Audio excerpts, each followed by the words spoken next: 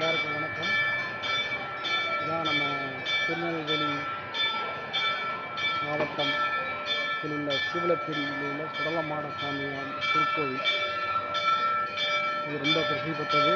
இது கடைசி வெள்ளிக்கிழமை இங்கே நான் இங்கே வந்திருக்கிறேன். இன்னைக்கு இப்போ இங்கே வெளி பிரகாரங்கள் வேலை நடக்கிறது. இப்போ வெள்ளிக்கிழமை கரெக்டாக உச்சிக்கால பூசை நடைபெறுது. மக்கள் பாருங்கள், இது கரெக்டாக நம்ம தாமிரபரணி ஆற்று ஓரத்தில் அமைஞ்சிருக்கு. தாமிரபரணி யாரை காட்டுறேன் பாருங்கள், எனக்கு தெரியுமான்னு தெரியல. இங்கேருந்து பார்த்தா ஜூம் பண்ணி காட்டுறேன். அப்படியே ஒரு சக்தி விநாயகர்.